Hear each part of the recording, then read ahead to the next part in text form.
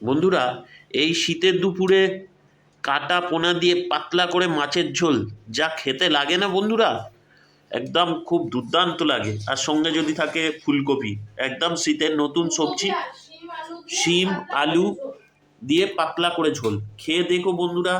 আর তোমরা এইভাবে বানিয়ে দেখো, দুর্দান্ত লাগবে বন্ধুরা, অসাধারণ লাগবে।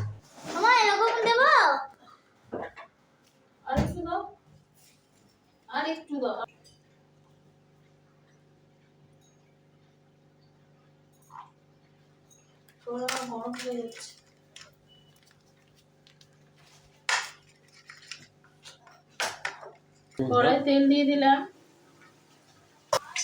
তেল গরম হয়ে গেছে। এবার আমি কড়াই মাছগুলো দিয়ে দিচ্ছি।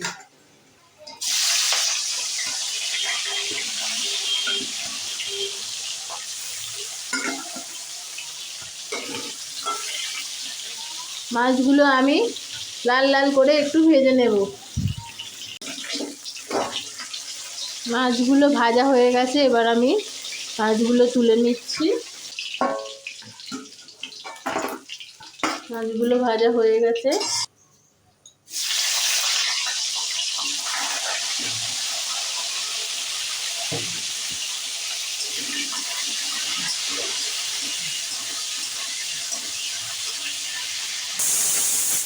ফুলকপিগুলো ভাজা হয়ে গেছে, আমি তুলে নিচ্ছি।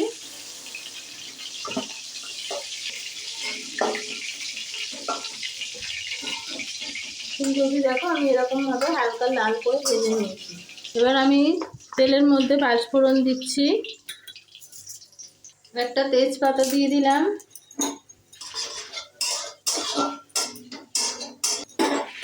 গ্রেট করে রাখা আদাটা দিয়ে দেব।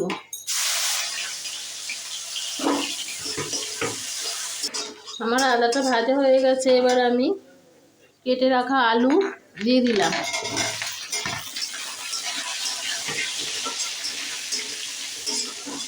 আলুগুলো ভাজা হয়ে গেছে, এর মধ্যে আমি কেটে রাখা শিমগুলো দিয়ে দিচ্ছি। এবার শিম ও আলু আমি একসঙ্গে ভাজতে থাকবো। কেটে রাখা কাঁচা লঙ্কাগুলো দিয়ে দিচ্ছি। আমি তরকারিটা সম্পূর্ণ মাছের ঝোলটা আমি কাঁচা লঙ্কা দিয়েই করব। এবার আমি কেটে রাখা টমেটোগুলো দিয়ে দিলাম, দিয়ে একসঙ্গে সব সবজিগুলো কষাতে থাকবো। এবার আমি নুন দিয়ে দেবো পরিমাণ মতো। এবার হলুদ গুঁড়ো দিয়ে দিচ্ছি,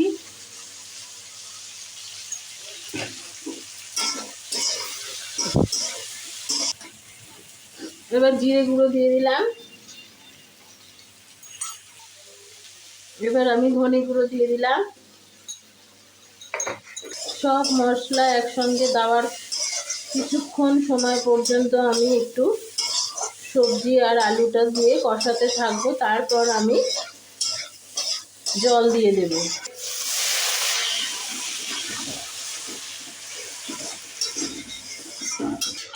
জল দেওয়ার পরে আমি ঝোলটা ফুটতে দেব। আলু ও শিমটা সিদ্ধ হওয়ার পরে আমি ফুলকপিগুলো দিয়ে প্রথম থেকে আমি প্রথমে ফুলকপিটা দেব না, তাহলে বেশি সিদ্ধ হয়ে যাবে, ভেঙে যাবে। ওই জন্য আমি ঝোলটা হয়ে আসলে তার কিছুক্ষণ নামানোর আগে আমি ফুলকপিটা দিয়ে ফোটাবো। আমি এবার ঢাকনা দিয়ে দিচ্ছি। দেখো এবার আমি ঢাকনাটা খুলে দেখছি, ঝোলটা ফুটতে শুরু করে দিয়েছে। আমার রেসিপি কীরকম লাগলো বন্ধু তোমরা জানিয়ে আমাকে অবশ্যই জানিও, এবং আমার চ্যানেলটিকে সাবস্ক্রাইব করে দিও। যদি আমার রেসিপিগুলো ভালো লেগে থাকে তাহলে অবশ্যই লাইক করে দেবেন। দেখতে থাকুন পুরো ভিডিওটা। ঝোলটা হয়ে এসেছে, এবার আমি ভেজে রাখা ফুলকপিগুলো দিয়ে দিচ্ছি।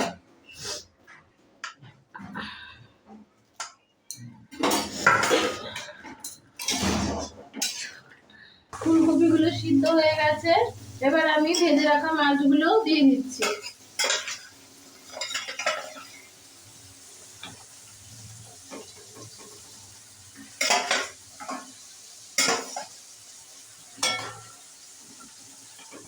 মাছটা 5 মিনিট মতো ঝোলে দিয়ে ফুটিয়ে আমি ঝোলটা বন্ধ করে দেব। ঝোল একদম তৈরি হয়ে গেছে বন্ধুরা। দেখো আমি একটুখানি ধনেপাতা ওপর থেকে দিয়ে দিলাম, এটা তোমাদের খুশি, তোমরা দিতেও পারো নাও দিতে পারো। ফুলকপি আলু শিম দিয়ে কাতলা মাছের ঝোল একদম সহজভাবে আমি আজকে তোমাদেরকে করে দেখালাম। তোমরাও বাড়িতে এরকম ভাবে তৈরি করে দেখো, কেমন হয়েছে আমাকে অবশ্যই কমেন্ট করে জানিও। টাটা, গুড বাই বন্ধু, দেখা হবে আবার পরের ভিডিও। দেখো বন্ধু, আজকের আমাদের দুপুরের খাবার পেঁপে ভাতে, উচ্ছে বেগুন আলু দিয়ে একটা তরকারি, কাতলা মাছ দিয়ে পাতলা করে ফুলকপি আলু শিম দিয়ে ঝোল।